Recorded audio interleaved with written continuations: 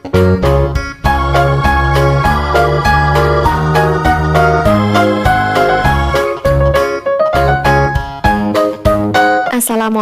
warahmatullahi wabarakatuh. Halo, selamat pagi anak-anak kelas 2 Al-Firdaus, kelas 2 Al-Badr, dan kelas 2 Darul Mutakin. Bagaimana kabar kalian hari ini? Semoga kalian selalu sehat walafiat dan selalu dalam lindungan Allah Subhanahu wa Ta'ala. Amin. Nah, anak-anak, hari ini ketemu lagi dengan Bu Ayu. Bu Ayu akan memberikan pelajaran tema 7 subtema 3 muatan pelajaran bahasa Indonesia.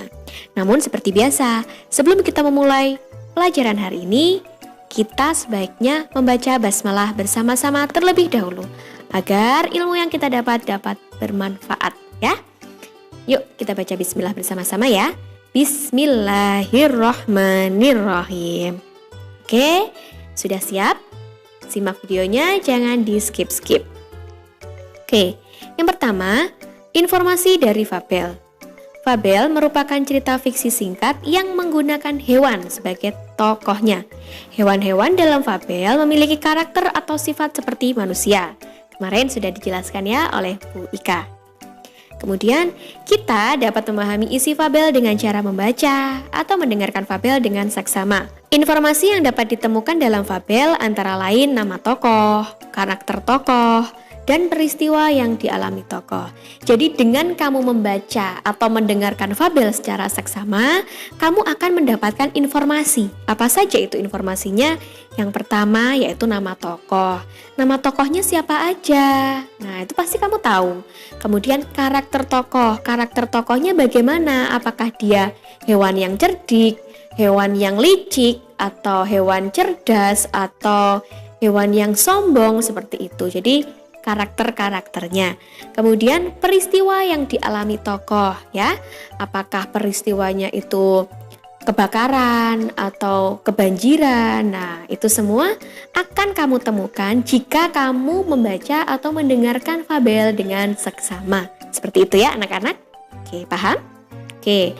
Kemudian peristiwa dalam fabel. Dalam sebuah fabel terdapat peristiwa yang dialami oleh tokoh. Peristiwa-peristiwa tersebut membuat cerita semakin menarik. Kamu dapat mengetahui peristiwa yang terjadi dengan membaca seksama dari awal hingga akhir. Bisa juga dengan cara mendengarkan ya. Oke. Kemudian kata sapaan dalam fabel. Nah, kata sapaan adalah kata yang digunakan untuk menyapa atau menegur seseorang saat berbicara langsung. Kata sapaan juga dapat dijumpai dalam fabel, yaitu pada kalimat yang diucapkan oleh para tokoh. Nah, sini Bu Ayu kasih contoh. Maaf tikus tanah, sebenarnya kami kesini ingin berbicara denganmu, ucap Geri. Nah, dari kalimat ini, mana yang termasuk kata sapaan anak-anak? Ya, betul sekali. Yang termasuk kata sapaan adalah tikus tanah ya. Garis bawahi, kata sapaannya adalah tikus tanah. Jadi misalkan itu kancil, berarti ya tinggal ganti, maaf kancil, seperti itu. Atau misalkan dia burung jalak, berarti maaf burung jalak, seperti itu ya. Jadi itu termasuk kata sapaan. Paham? Oke. Kemudian kata sapaan digunakan saat berbicara langsung dengan teman atau orang lain. Kata sapaan dapat berupa panggilan nama diri, gelar kepangkatan, atau kata nama nyonya dan nona. Kata sapaan yang baik akan membuat orang yang kita ajak bicara merasa dihargai.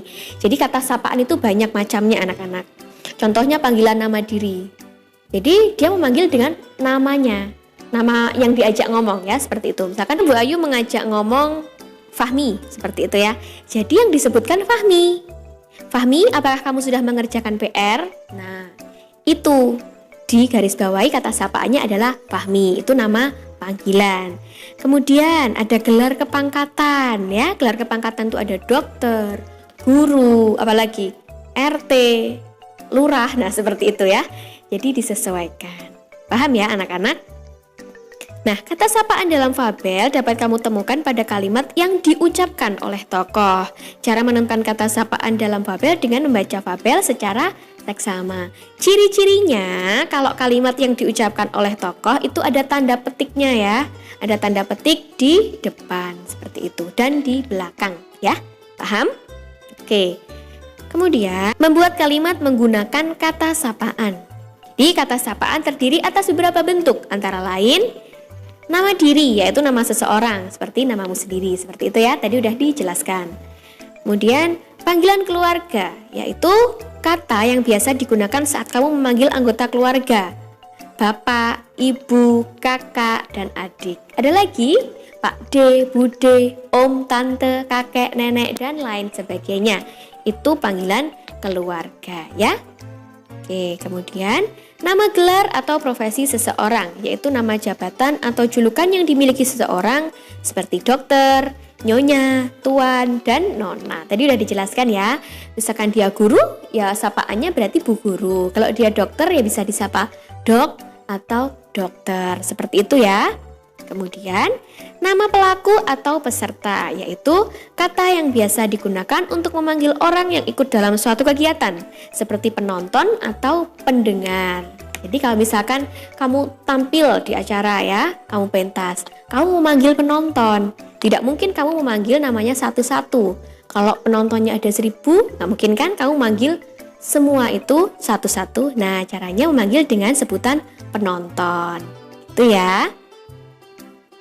Paham anak-anak? Seperti biasa, kalau belum paham, kalian bisa tanyakan ke guru kelas kalian masing-masing. Ya? Oke, sekarang Bu Ayu memberikan tugas. Tugasnya adalah mengerjakan LKS Penilaian Harian Subtema 3 Muatan Bahasa Indonesia.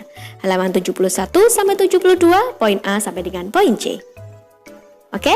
Sekian, Bu Ayu akhiri. Wassalamualaikum warahmatullahi wabarakatuh.